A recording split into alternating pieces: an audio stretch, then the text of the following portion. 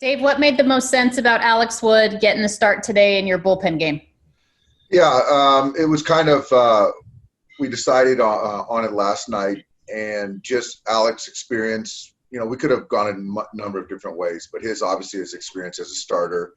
Feel very confident in his ability to get left and right out. So, he hasn't pitched in 4 days. We haven't really extended him. So, just the messaging is just go as long as you can, hard as you can for as long as you can, and then we have guys behind him.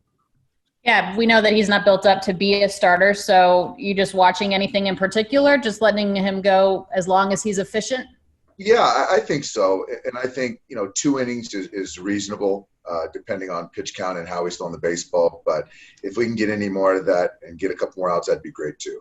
How much will you really be monitoring the usage of guys in the bullpen just based on making sure you have them available for the final 2 games of this series after tonight, getting ready for the final homestand when you guys get back? Yeah, we made the move with Mitchell White, activated him, and I think that was part of the coverage situation. And also we have an off day on Monday, which is helpful. So I think right now, I say it right now, but until we finish this game, we don't know. But I think we're in a good place right now with that. Okay, thanks, Dave. Yep.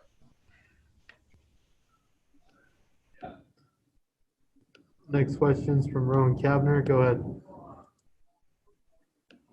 Dave, is this about as good as you felt about Corey a week ahead of a postseason? And do you attribute the consistency really just to the health that he's had? Yeah, it is the best we felt about Corey. I think the best he's felt about himself going into a postseason. So I think we've done a very good job, and I think the DH has been huge as far as allowing him to do that and take at bats, but not kind of be on his feet for 9 innings. But yeah, he's worked really hard to stay healthy, and the training staff has done a great job as well. And then with Wood, obviously had the shoulder stuff early in the year. How's he been kind of doing with all of that?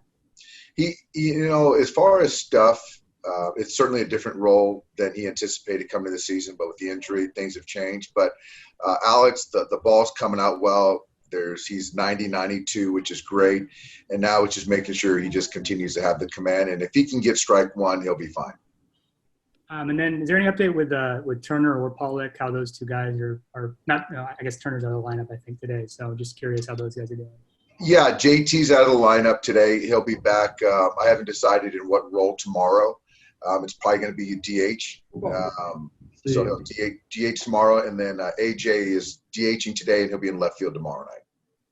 Thank you. Yep. Go ahead. Next question is from Ron Sarenka. Go ahead. Yeah, Dave. Adam Colare currently he has a 1.10 ERA over his 17 appearances and 16.1 innings. That's second on the team only to Joe Kelly.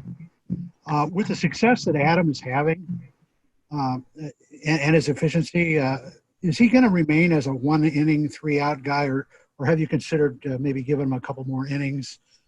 Or is this one of those if it ain't broke, don't fix it things? Well, I think if you look at last year, he was kind of used him a lot as far as one hitter, to get a lefty out. But with the new rule in place, it's a 3-batter minimum unless you're ending an inning. So we've expanded him already. I think he's certainly considerably better against left. So when there's a run of lefties, I like him. But against the righties, still been fine against the righties as well. But I think that his value is that he can pitch essentially every day. Next question is from Bill Plunkett. Go ahead, Bill. Yeah, Dave, the other day you mentioned that you wouldn't hesitate using Will Smith at DH. With Kershaw going tomorrow, are you ready to acknowledge the numbers and say that he and Barnes are a combination you're going to keep together? Yeah, I mean, Austin's going to catch tomorrow, and Will is getting a day down tomorrow, so I'm not sure how it's going to look tomorrow, but probably Will have a couple days to recover from playing 4 in a row, and he'll play on Sunday, the day game. But, I mean, I know Clayton. The thing about Clayton is that he's willing to do whatever we ask. But the synergy that he and Austin have, I think it's real, and, you got to certainly appreciate it. What do you think's behind that? Is it pitch calling? Is it the strikes that Austin can steal? Is there something that you can put your finger on? No, I think it's just they have history. This is a 4-year history that they've built a relationship and think along the same lines. And obviously Austin's skill behind the plate as well. But, I think that the last time Clayton caught Will caught Clayton was in Arizona, and Clayton just wasn't good, to be quite frank. So it didn't matter really who was catching him. But I still believe the body of work that, Austin and Clayton have, there's something to it.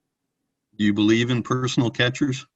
I don't think I don't love it, but I think that if you're looking at the postseason, Bill, with the games that we play every day, you're not going to have Will catch 5 games in a row or 7 games in the CS2. So he's going to have to get days off. So it's kind of smart to have Austin in there, obviously, with Clayton. And going back to Corey, what physical differences do you see in him this year? I think his weight, I like where his weight's at. His body is just aligned, and I don't know if it's the hips. I don't know, obviously the elbow, the back, everything just kind of is moving the right way. And he's been very diligent about his exercises, the guys in the strength and conditioning in the training room, the weight room, all that stuff. So it just kind of all looks kind of right for me. Thanks, Dave. You got it. We got a question from Mark Stout. Go ahead. Hey, Dave. I've read a few things. One about you possibly being recruited to Air Force to be an option quarterback. It's Air Force Day. Can you confirm or deny? Was that Fisher DeBerry? And then secondly, Duke Snider's birthday is tomorrow, and I just wondered what your relationship was with Duke. Thanks. Yeah, I was going to play football at the Air Force Academy. I had an appointment. I was ready to go under Coach DeBerry. After I graduated high school in 1990, I was going to run the option there. At the last minute, I decided to pivot and go to UCLA and play baseball. So, yeah, that is true. As far as Duke Snider, he was a friend of mine. And I knew him. I knew his son, his grandkids. I used to give hitting lessons to a long time ago. So Duke was a friend of mine, and I didn't realize it was his birthday tomorrow. So happy early birthday to the Duke. Thank you.